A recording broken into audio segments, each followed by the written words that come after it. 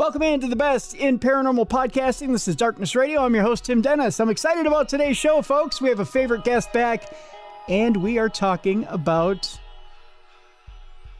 alien invasion before Roswell. And we're of course, we're talking National or World UFO Day. I'm trying to remember what exactly the holiday is. It passed us already. And of course, Roswell Day, of course, passed us as well. But we're in the alien spirit. And I want to talk to Paul Blake Smith today about his new book, which is out by Llewellyn Press. Boy, we got a lot on tap today. So we're gonna get moving with everything with Paul Blake Smith today. Let me tell you a little bit about Paul Blake Smith in case you don't remember, and by gosh, you should remember him. Paul Blake Smith is the sole author of the 2016 Llewellyn book, the UFO Bombshell Before Roswell, Missouri's 1941 Crash and Coverup. He previously authored MO41, The Bombshell Before Roswell, in 2016. We had him on the program for that, and plus 4 other books. You may remember him from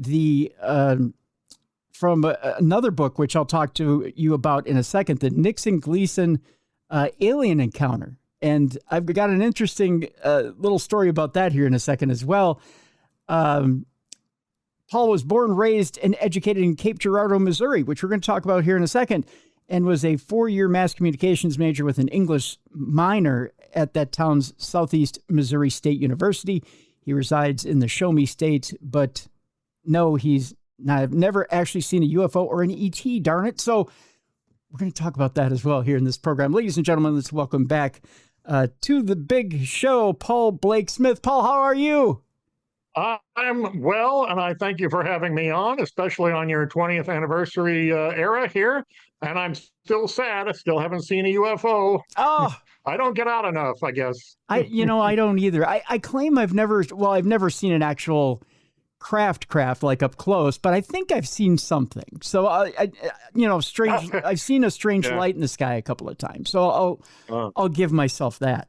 Okay, so before we go any further, and I talked to you about this off air, so you're not going to be shocked or surprised, Paul, I nearly jumped out of my seat and screamed when I went and saw Disclosure Day.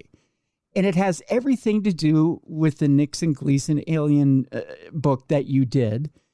And when we did that interview, when I read that book, I thought to myself, okay, this is a pretty extraordinary story. You know, it sounds kind of fantastical. But then when Steven Spielberg puts your book up on the screen and changes it just slightly, again, folks, go see the movie. You'll see what I'm talking about. I went, that's Paul's story. What the bleep? Yeah. Wasn't so fictional or fantasy after all, was it? No. How does it feel to get shouted out by Steven Spielberg on the screen? Pretty cool. I understand it's very brief, but, he takes it seriously and includes it in the movie, and he's not kidding around. It's been said that Spielberg has his ONI, Office of Naval Intelligence connections, that helped him with information for Close Encounters and ET. So, he's not just making total stuff up. He may fuzzy things a little, but he does show the subject of my book, President Nixon with Jackie Gleason, showing off extraterrestrial bodies. That was Jackie's lifelong ambition. I think he probably paid over $1 million. That's what he was offering. And that came out of my 2023 book. So if Spielberg did use it, he had plenty of time to read it some years ago and include that in the mix. And I'm very happy now that a Hollywood producer who has nothing to do with Mr. Spielberg has now signed that movie with me. And hopefully it's going to get turned into a major motion picture of its own someday. I hope so, too. Paul, if anybody has any doubt that Spielberg is in bed with the government, this movie will tell you he is. I mean, there's certain scenes that, again, I won't spoil for you, that are in this movie that will tell you Spielberg's in bed with the government. There's no doubt. There's no doubt. There's just way too much in this movie that tells you that he is. Well, we will discuss today what I think was the kickoff for all of the American government first finding out that we're not alone. And that's my hometown's UFO crash of April 1941. Yes. And it's another fascinating story that's underreported. And when I was putting together my first book on it 10 years ago, I had no help at all, almost just one or two contacts. And almost everyone is deceased. And in many cases, their children from 1941 are deceased. So I did the best I could with Argus Publishing. They printed the book without an editor working with me. Yeah. And so I made some mistakes, and I need to revise those mistakes and add new information. And that's what this new and improved, updated version is here in 2026, with more data, more research, citations, and references, so that the reader will really get his money's worth and feel, that this is a solid circumstantial evidence case. But as I often point out, many a legal case is won on circumstantial evidence alone. Well, this book is definitely much more detailed, and you go, not only in detail with the case itself on the ground in Cape Girardeau and other places, but you also get in detail with some connections governmentally, and we're talking even as far as two different presidents with Truman and Roosevelt, and governmental connections. But there's some fascinating information that we'll touch on throughout the program here, which, again, I love how detailed you get in this book, and how deep you get into the roots of this different. This case has roots everywhere, and I find we even go to Italy. We go to Italy even before this in 1933. Yeah. Which, let's start there. I want to talk about the Magenta case for a second. And the fact that, if you want to argue how long have aliens been coming here, how long have they been visiting us, you could argue since biblical times, couldn't you? Probably, yes. But then in 1933, Mussolini is trying to shut down any talk on his side of the world about a potential alien landing. Tell us a little bit about that, would you? Yeah, even David Grush, now famous whistleblower, who was a government intelligence agent, has testified before Congress that the 1933 Italian UFO crash was a real thing, that Mussolini cracked down on any leaks on this story and would even jail people who tried to write about it. He was a serious dictator who wanted this secret weapon, so to speak, this big state secret, kept and investigated and explored by Italian scientists. And in World War II, about 10, 11 years later, the American forces took over the nation of Italy. And as David Grush says, we scooped it. We stole their crashed spaceship and we shipped it to America for American scientists to scrutinize. And this is a very real story. And apparently part of that process to take possession and understand what we had involved a top scientist, I believe from Harvard, named Dr. James B. Conant, who was a chemist and knew a great deal about metallurgy. Now, who did FDR call in for lunch on April 26, 1941? Dr. James B. Conant, and he had a little impromptu conversation with him around the time of the Cape Girardeau UFO crash. What a coincidence. If you're going to go with any scientific mind for a first analysis and assign him to look into this thing, you probably would have gone to Dr. Conant, and that's the name on the digitized presidential files for April 25th. Which I think is probably, most likely, the day after the Cape Girardeau crash, when an aerial bomber from Wright-Patterson Air Force Base was circling around Cape Girardeau around the same time FDR was meeting with the press, and then James B. Conant in the Oval Office. And that story made the papers in Cape Girardeau. What is this huge, noisy bomber airplane with the latest photographic equipment doing circling over Cape Girardeau around and around as if they were looking for something? So I think we can kind of put even money down on the morning of the 25th as the morning after the crash. Now, here's an interesting question here, Paul, and that's this.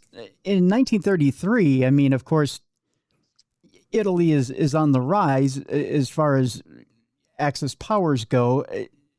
Are we not talking to Italy at that point as far as things in the sky, and are they a potential threat to us at that point? Is there any talk between governments as far as this potential threat coming to our side of the world?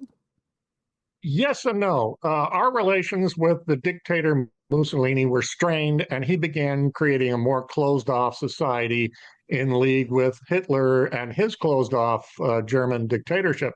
However, Mussolini apparently had a friend in the Pope in Vatican City in Rome, not far from where Mussolini was based.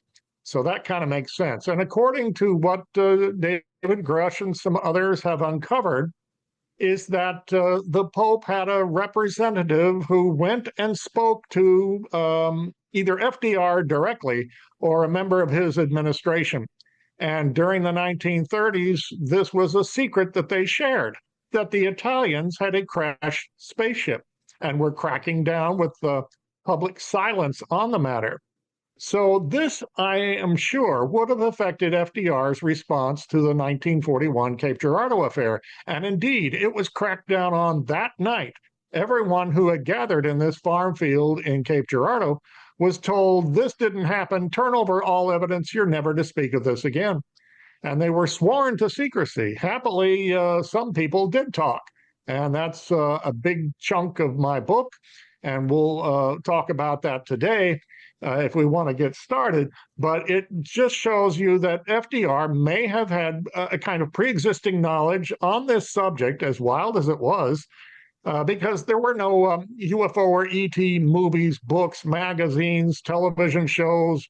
The radio program War of the Worlds in 1938, I think it was, set off a bit of a panic because no one had ever even pondered the idea of space aliens. And in the radio program, they set down on a farm in Grover's Mill, New Jersey, so that some people did panic. And that had to have been another big impact on the Roosevelt administration.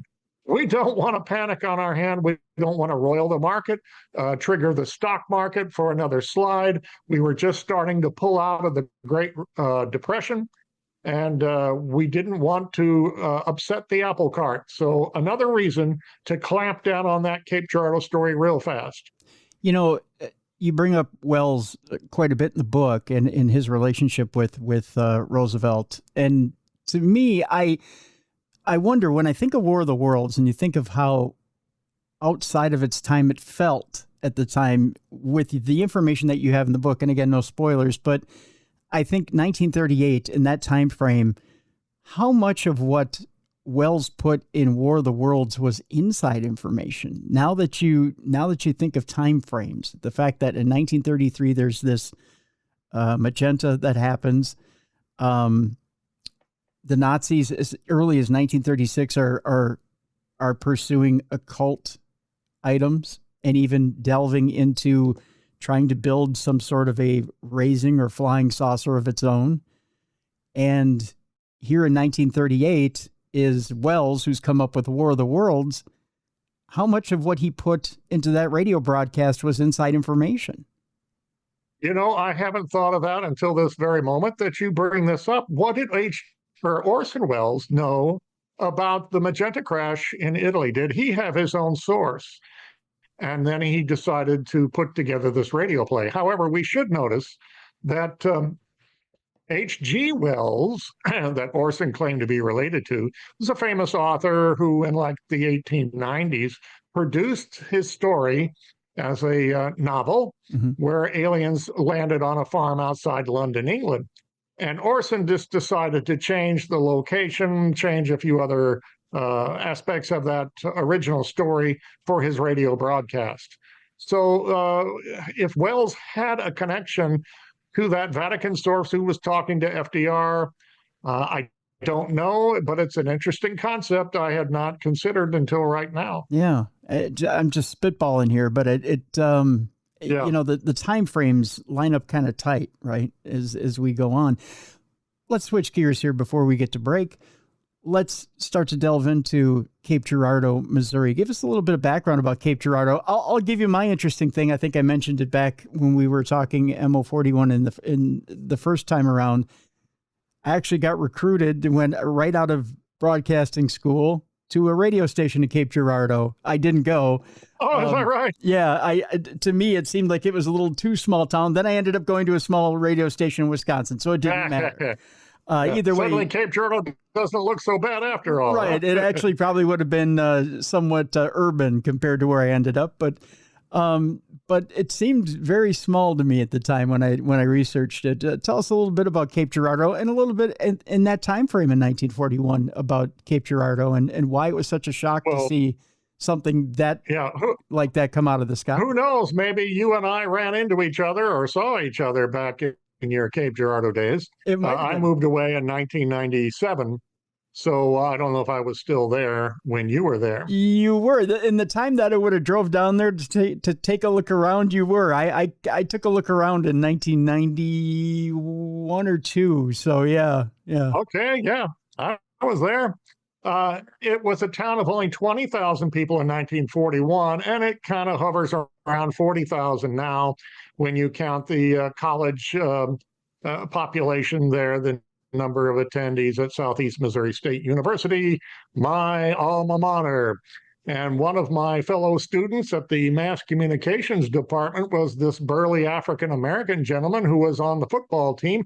He was just known as Ced, and he had a growly voice. You know him better as Cedric the Entertainer, who was from St. Louis, and went to college in Cape Girardeau.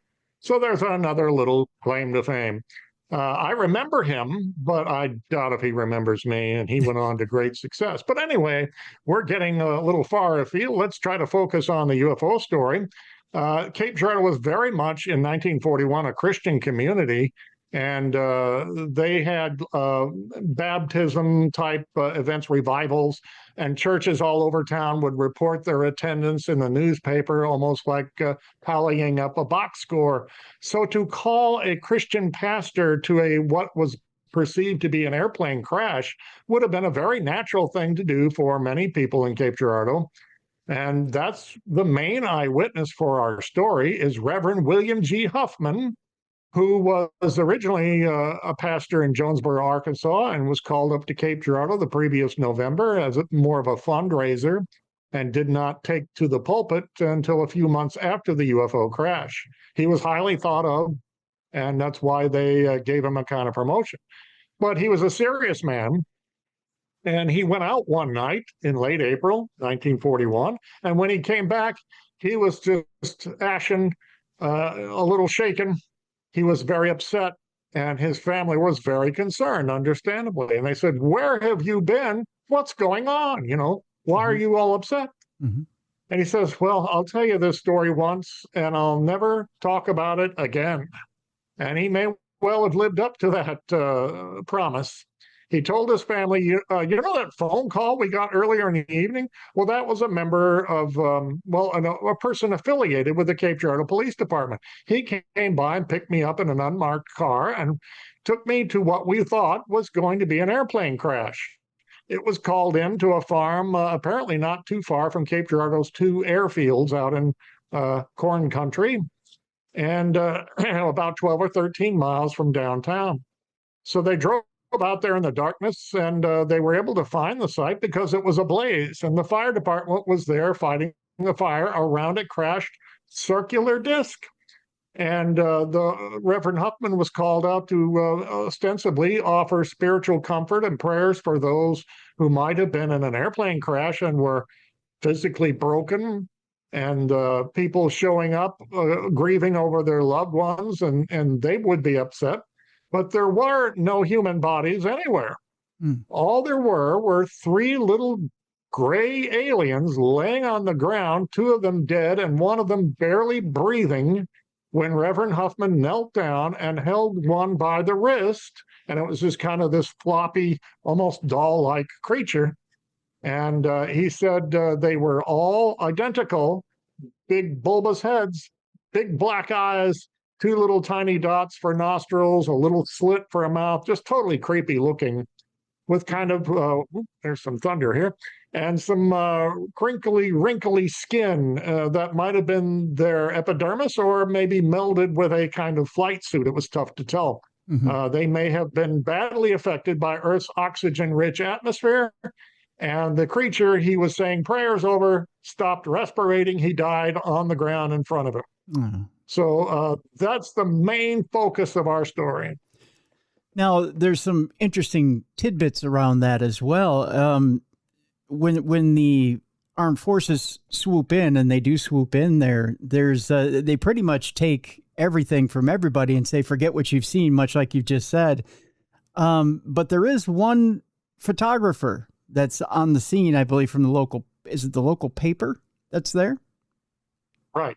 At least one, maybe two newsmen were there, and one with a big speed graphic newsman camera taking big flash photos that would pop, and that helped illuminate the scene. And he said an FBI agent was there, the fire department, the Cape Girardeau Police Department, and the county sheriff, and a couple of men in military uniforms. But nothing was done about hemming the place in until after Reverend Huffman said, I got up and looked over the spaceship, this circular craft. It was cracked open and I could see inside it.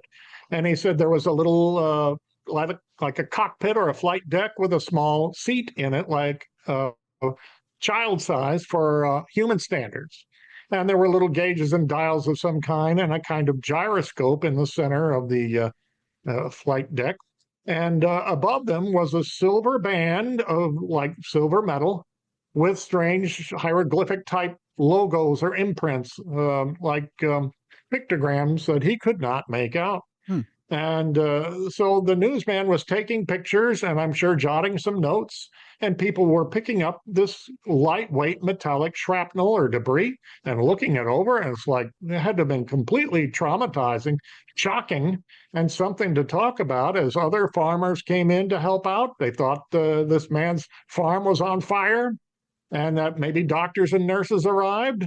And it became kind of a small crowd, a bit of a party there out in the dark. A little after sunset is when this began.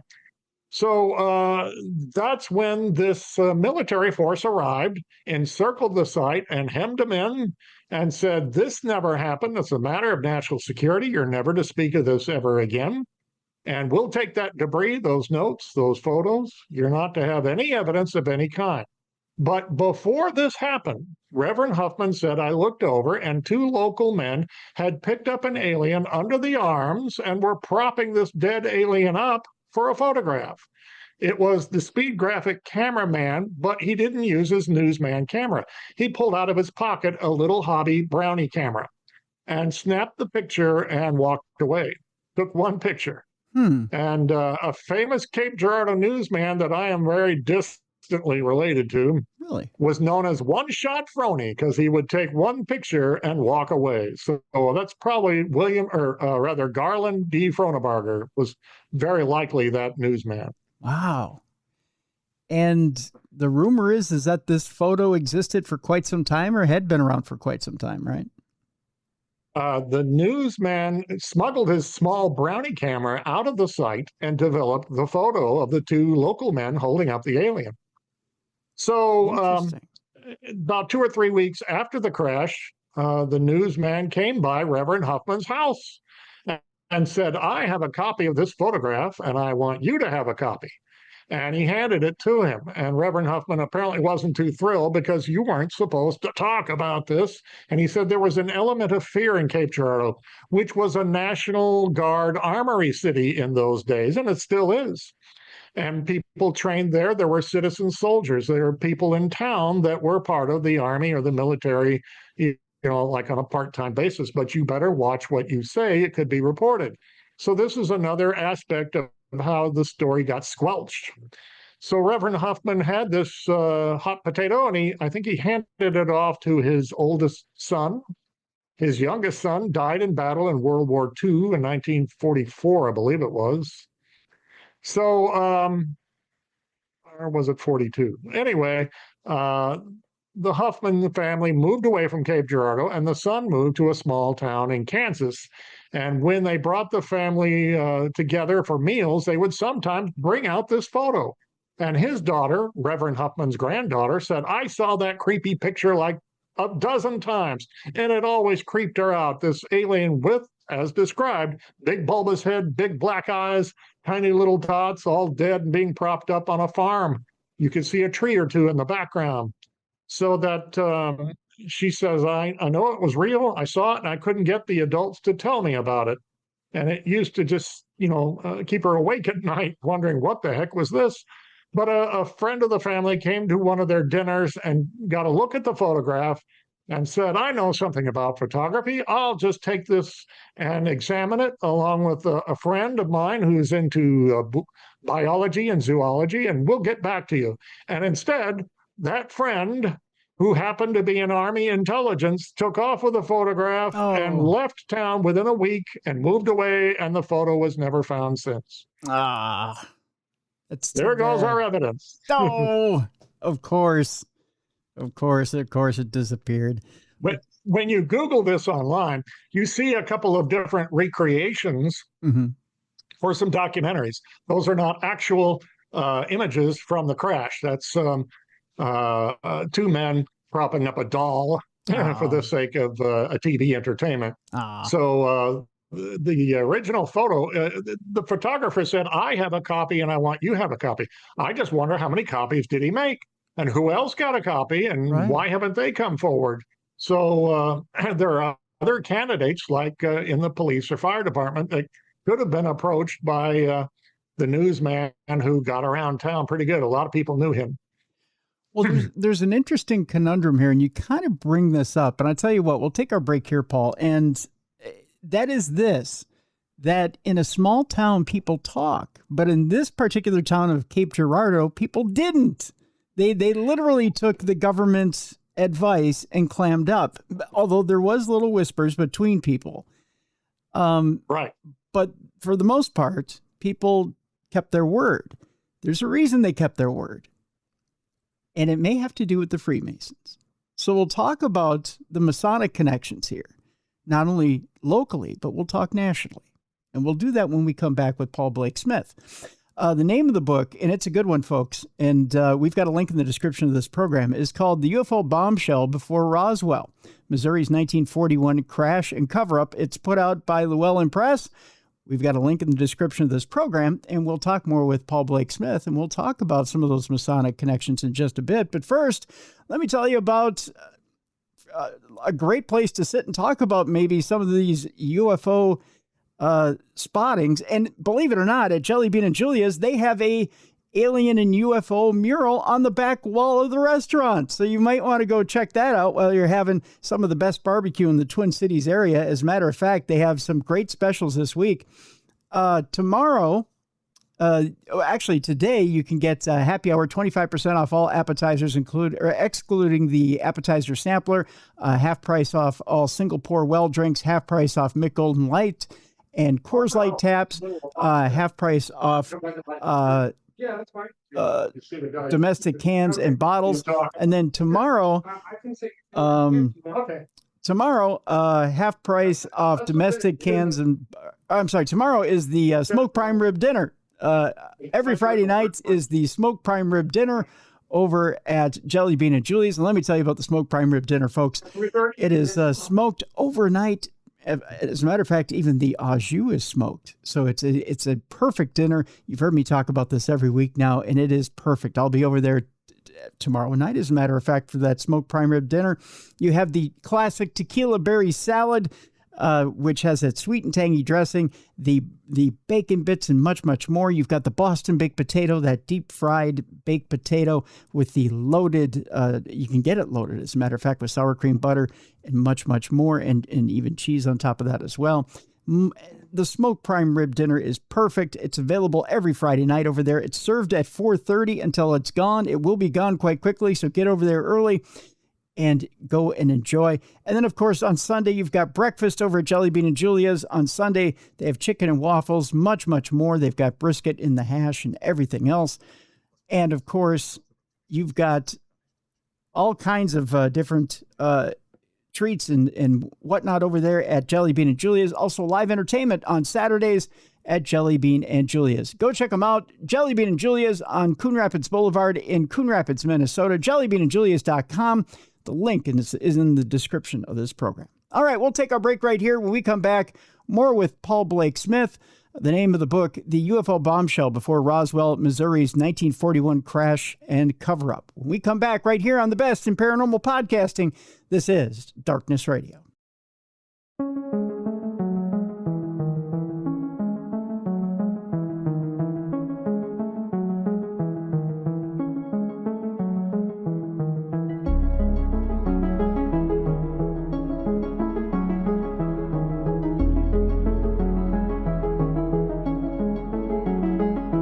Welcome back to the best in paranormal podcasting. This is Darkness Radio. I'm your host, Tim Dennis. My guest, Paul Blake Smith. Name of the book, The UFO Bombshell Before Roswell, Missouri's 1941 Crash and Coverup. Before the break, Paul, we were talking about the small town of Cape Girardeau, Missouri. They've had this crash of this craft. They've discovered 3 aliens now. All 3 are officially dead now. And they've had to take the bodies somewhere. Let's talk about that first before we get to why the residents of Cape Girardeau have been so quiet about what's happened there on the scene. Now, they had to take these bodies somewhere, and the U.S. government had to do something with the evidence from this crash. What exactly has happened with everything that they've done with the remnants of the scene? Right. I always get asked, how could the military arrive so quickly that night? Right. It turns out the sheriff of Cape Girardeau County had a brother who was in the Army Air Corps training program in Sikeston, Missouri, about 35 miles to the south. And the sheriff himself used to live in Sikeston, Missouri. So all it took was one quick phone call to say, you'd better get up here and bring a crew. We thought it was one of your airplanes at first, but this is from another world. You better get up here fast. And they did. And that's how it took an hour or so after being called to assemble a unit and come up and scoop it up and take all the evidence. One man who learned about the Reverend Huffman story around the year 1998 was a Cape Girardeau fireman who said the military came in and caught him trying to pocket a piece of the debris. He said they chewed me out and took the debris back and kicked me out of the site, and I felt like I was being watched around Cape Girardeau, and my phone was tapped. I'm sure of it. And so that fireman told his story while he was ill with stage 4 cancer, but he wanted the story to get out, and how the military and probably the FBI were keeping tabs on Cape Girardeau. And what happened to the goodies that they scooped up and got rid of that night and probably the next morning in the light of day? Linda L. Wallace is the name of a very fine private citizen sleuth whose father was part of a Army Air Corps training program in Sikeston. And she tried to piece together some of the story from the Sikeston angle. And it appears as though the material was taken down there and probably tucked away in a Sikeston airfield hangar, at least overnight. Okay. And, I was telling you about this big bomber airplane that was circling around Cape Girardeau. Mm-hmm. One of her, in fact, I think 2 of her relatives told her one day this enormous airplane landed at our airfield and armed guards got out to protect it, and they were there to get something. Now, normally the aerial training program had 1- and 2-seater airplanes. They were just tiny and they were dwarfed by this enormous plane. So we can probably fit 2 and 2 together that this giant bomber plane that was circling around Cape Girardeau over and over, looking around, flew south to Sikeston and picked up the crash recovery remains, maybe kept in boxes and body bags or something for the bodies, and took it east. Now, where immediately we don't know, but the best site was probably to take it right to Washington, D.C., which in those days had no CIA, no NSA, no Pentagon, no great science lab. What would you do with this explosive material, bodies and debris of an advanced otherworldly ship? They didn't know what to do or what's coming next. So that's where we get to the Washington, D.C. angle of this story, where it was witnessed by another minister of all people. Reverend Turner Hamilton Holt was a cousin to Cordell Hull, FDR's Secretary of State. And one day he was in Washington, D.C., and Cordell Hull said, I want to show you something and you give me your opinion on it. So they went to the U.S. Capitol building, and before they entered, Hull swore him to secrecy. Does that sound familiar? Oh, yes. Said, you're not to talk about this, for it's a state secret and it's not something to discuss. Happily, he did a few years later with his daughters who were growing up, and they're the ones who related this story. They said their father told them that they went down, down, down below the Capitol building to this underground storeroom where they saw boxes of metallic debris of a spaceship. And it was super lightweight. Cordell Hull offered to his cousin, try and lift this up. And he did easily, like with one finger almost. It was so lightweight. And there were 3 dead alien bodies without apparent injuries, just like in Cape Girardeau. Big bulbous heads, big black eyes, the same description, in 3 glass jars floating in what appeared to be perhaps formaldehyde, a preservative for human bodies. What else would you do Right. Back then? So it would make sense. The D.C. Capitol building was guarded by Washington police and Capitol police. It had an Army liaison office down below the surface. It had leading congressmen, and if you were qualified, you would be let in there and allowed to look at this amazing state secret. It's certainly where the leading Freemason in the state of Missouri worked every day. Harry S. Truman, U.S. Senator and Grand Master Mason of the state of Missouri. So the Cape Girardeau mayor had 3 different audiences with Harry Truman, of all people, in the years to come. Turns out Cape Girardeau's mayor was a Knights Templar Freemason, and that the Masons are a good group of guys. My own grandfather was a Mason. Mm-hmm. They do good things in your community, but they also keep secrets. They have secret language, secret handshake, secret meetings. It's a fraternal organization for men only. Mm-hmm. And they even have secret logos, insignia, and jewelry and such. And so this was another factor in helping muzzle this story from the start. If they had orders from the government, we need to keep the lid on this story as our patriotic duty, Freemasons would have answered the call and helped stomp it out. But as you say, a few people did whisper and talk. I talked to one woman before she passed away who said, I was 11 years old at the time of the crash, and that I remember the adults in my farm community, not too far from the crash site, talking about these little spacemen who had died when their spaceship crashed on a farm nearby. And she said, I didn't see the bodies. My parents didn't take me to this, but the adults were all abuzz about this, at that time. So she said, we didn't use terms like UFO or flying saucer. We just talked about these little spacemen. So I thought that added another piece of credibility and confirmation to the tale. Right. And that I read I talked to one person who said, my grandmother and my mother lived in this small town near Cape Girardeau, and they talked about the crash too. It's so matter-of-factly that I started to tune out, when I was a little girl and listening to this stuff. And she said, if only I had listened and paid attention or taken notes, I would have had quite a story. But, and I read a story like that on a YouTube video that someone wrote in and said, oh, my grandparents talked about this spaceship crash in Cape Girardeau when I would visit them. And, I kind of thought they were loopy or making things up to entertain me as a grandchild. But no, I understand now what they were talking about. And that YouTube video was taken down, by the way. May have been a little too revealing for around 2012, I think, when I first saw it. Really? I find it interesting, Paul. You mentioned too in the book that there was different language. There was different. They had a different way of describing how even this thing came out of the sky. They didn't know.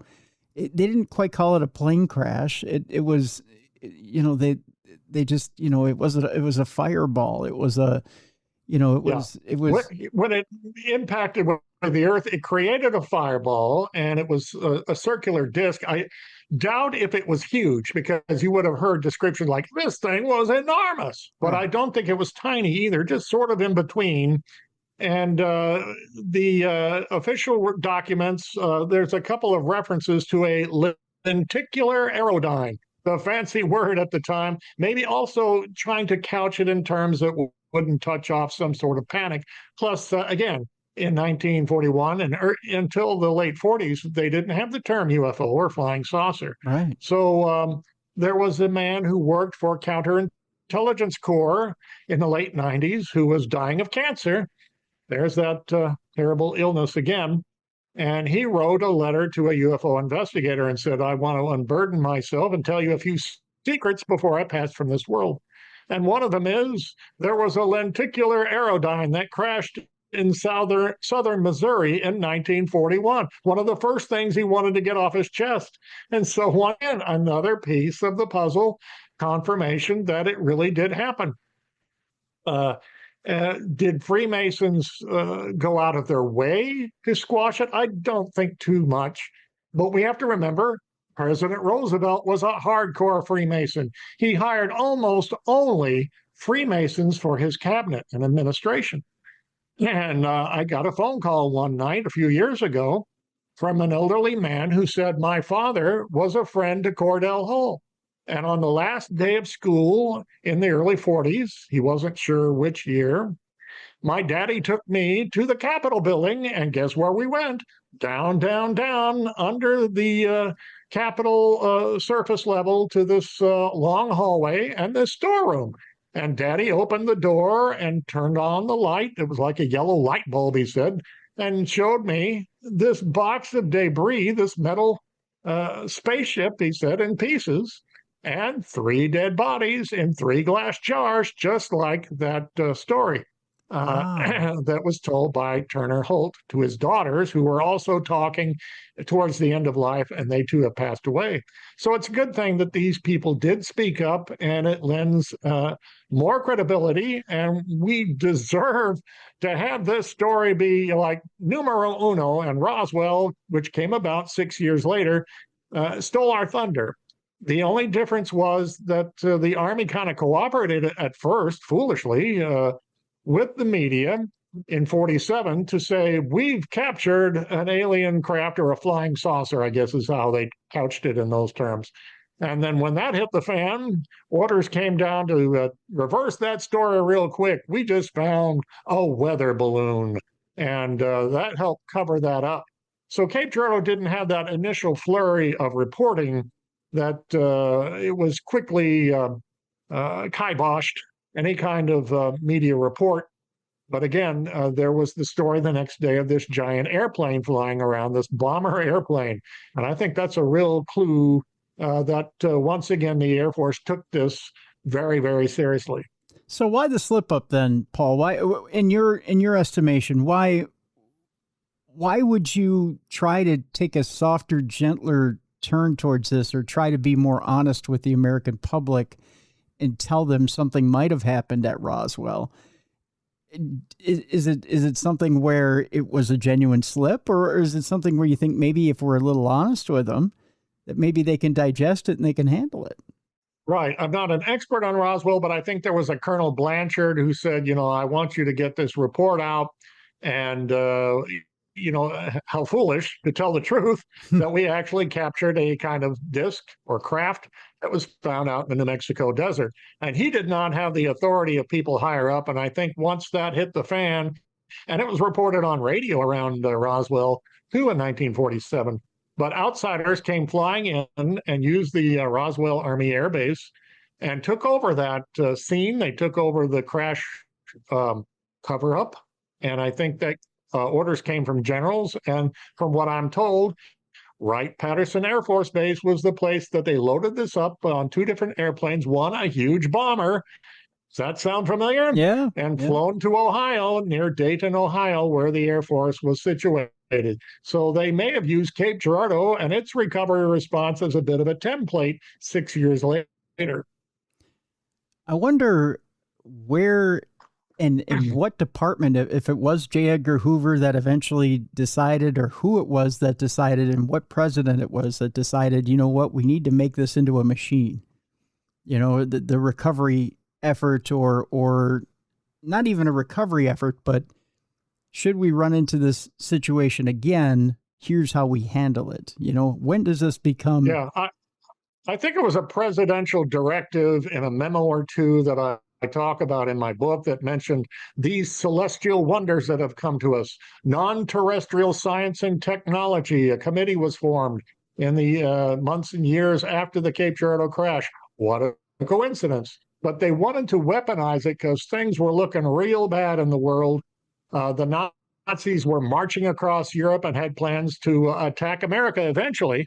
Mm-hmm. And FDR's job is to protect this country as best he can and develop the finest weapons. And it's referred to as turning this discovery into a super weapon of war that we can use to defend ourselves and defend democracy abroad. And so later that December, about 8 months after the crash, Pearl Harbor was attacked and America finally went to war. And our top scientists perfected somehow the atomic bomb. And it's interesting. I pointed out in my book another little slice of confirmation.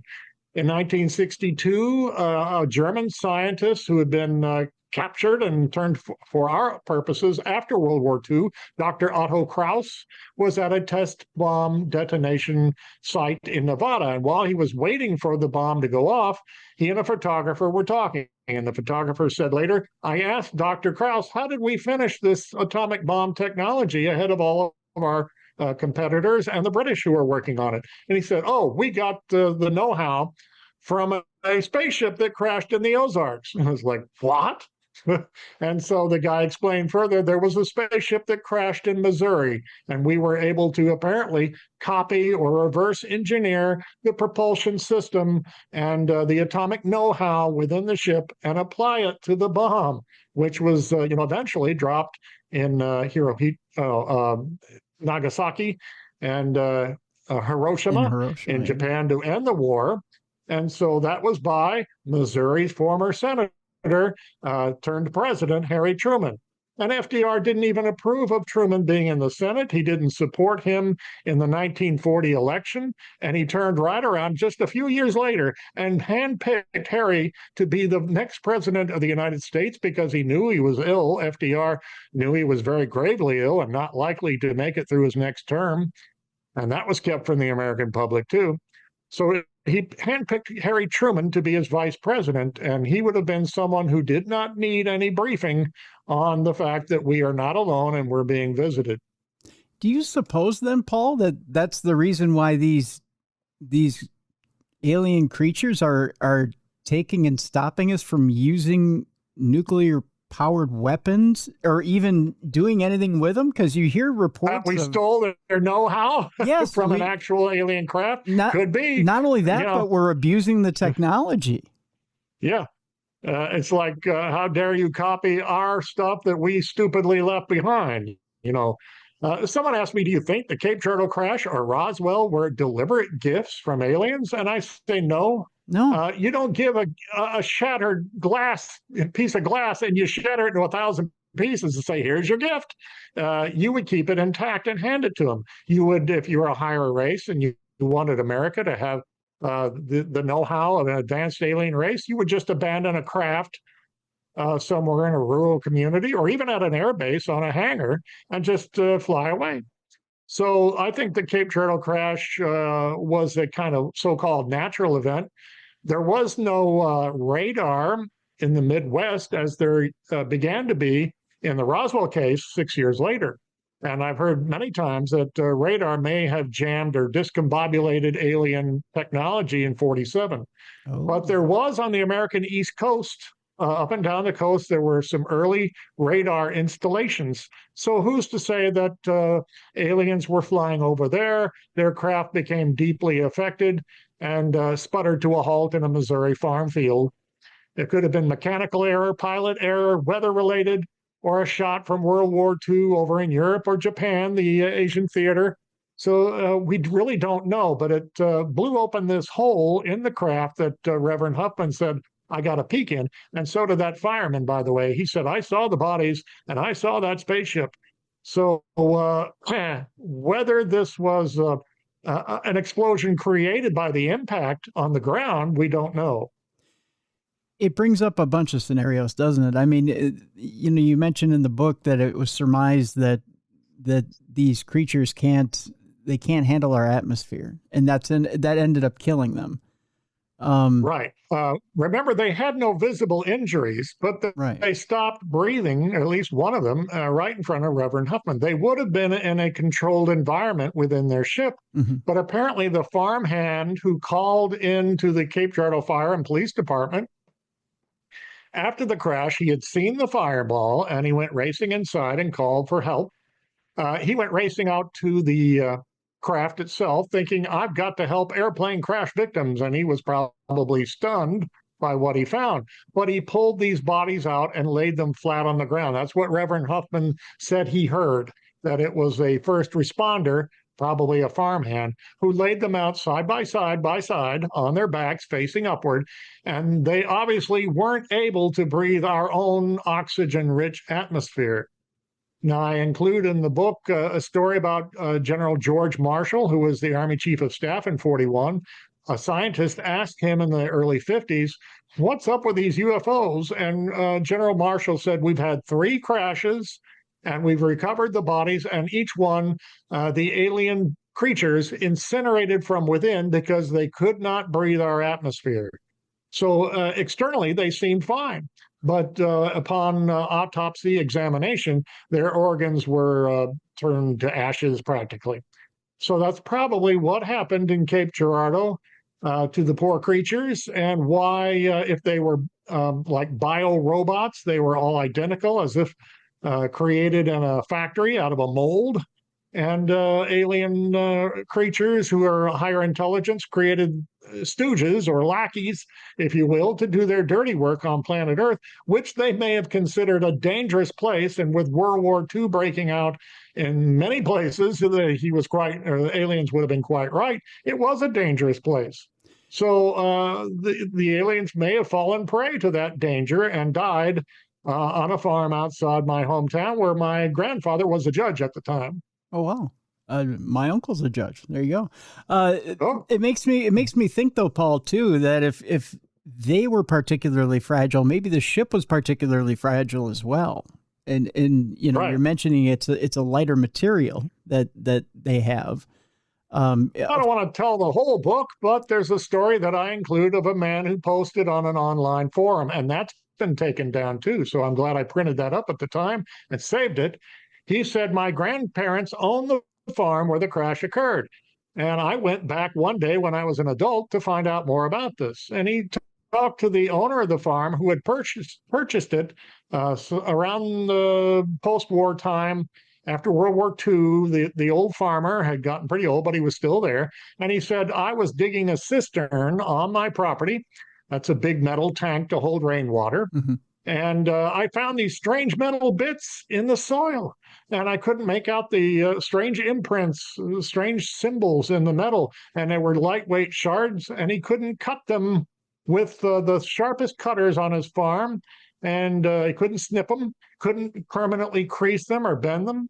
And the guy who posted this says, I talked to the farmer who said, I'm not telling you what I did with the debris. I gathered it up and stored it in my old barn, which he tore down, a few years before they had this face-to-face encounter. So there could be still evidence out there, but I should imagine the government probably sent someone out to step in and snatch it away. Unless he hid it. Who knows? You have to read the book to find out. Yeah, well, I admit, I don't know where it is. I probably would have put it in a bank vault, like a safety deposit box.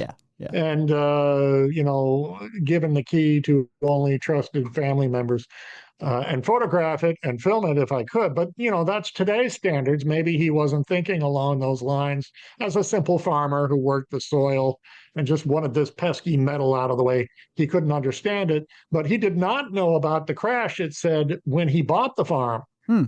So in talking, they may have discussed how this wasn't from this world.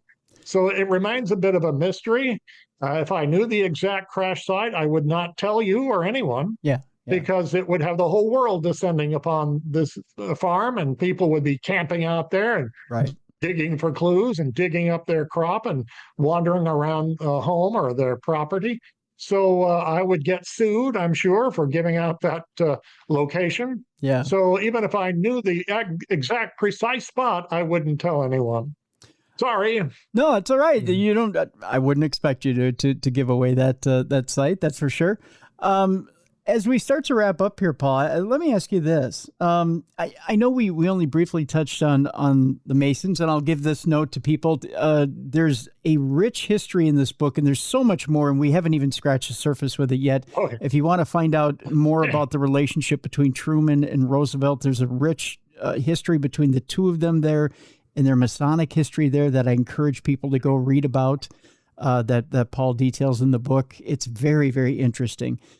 There's even little tidbits about J. Edgar Hoover in there that you want to read about.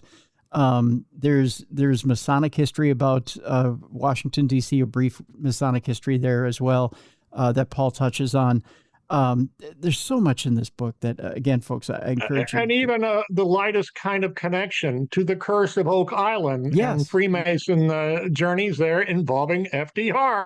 Yes, and what they would dig down below the surface. But you got to read the book to find out. That's right. You got to read the book to find out. It's incredibly fascinating. So, but the one question I want to ask you before we wrap up is this. We talk about war dead at times, you know, you never leave your buddy behind, right? Right. There's 3 of these alien dead that were left behind. There's other aliens that were left behind. Eventually, you would think someone would come looking for them. I got to think. Who knows? Maybe they'll come down today or tomorrow or in the next 100 years. We keep time maybe a little different from extraterrestrial intelligence. However, if they're monitoring Earth, they probably know that they crashed and that human beings recovered this and they weren't able to come down and get it back without setting off a huge incident. Plus, again, I think the disc itself, the craft and the bodies were just disposable. You know, they didn't really care if we got a hold of it, and they'd just go get more from wherever they got it in the first place. Are you of a mind from all the research you've done that we've actually been in contact with these beings and that we actually have a relationship with them? Or do you think that this is just a hit and miss thing where we have these encounters with these aliens as they're dying and that's it? There's so many different races that could be coming here and are described by eyewitnesses as being on Earth. The gray ones, the little short things that are 4 feet tall at most with the big bulbous heads, never seem to speak much in all of these stories, if at all. And then you raise the question, did they transmit thoughts mentally through a kind of telekinesis or teleportation, or transmit themselves or their thoughts? I don't know. No one from Cape Girardeau reported this. So I think our government has had contact with more friendly, more human-like beings, as I wrote in my book, The Eisenhower Close Encounter. But I don't think even Nixon and Gleason got any sort of communication information from what they inspected. And that was a different race entirely. They were like dwarfish, about 2 foot tall with pointy ears. That was not described at Cape Girardeau. So there's just so many varieties that are coming here: reptilians, humanoids, and quantaloids. It's fascinating, and it's also a little unnerving, but I don't think we're in any danger of being invaded. We haven't been. I'm sure that was the first thought of the Roosevelt and the military at the time, the Roosevelt administration, is, are we about to be attacked? Should we be bracing up? And so nothing happened, and I doubt if anything will, but who knows? What if they sat down someday in Cape Girardeau and said, what happened to our brethren who fell, in this part of the country? I'd be a little nervous living in that farm community to this day. And I guess lastly, is it your wish, or do you hope that someday with these different disclosure dumps we're getting now from the Trump administration, do you hope that maybe someday you see MO41 and some of the information in one of these dumps? I'm not too optimistic, but I keep hearing next year is the big year, that we're going to get a lot of information, and that they're starting out now very slow with very almost boring footage that they've been releasing in little packages, sort of slowly, gradually building up our understanding of this. I'd love to see the files opened on old crashes and old bodies. And where would you start? Cape Girardeau, 1941. We got you beat Roswell by 6 years. It's just that it hasn't seemed to have taken hold on the national psyche. And hopefully I can find some sort of Hollywood producer to turn this into a motion picture that gets people's attention. We'll see. I think it'd be a great project for if not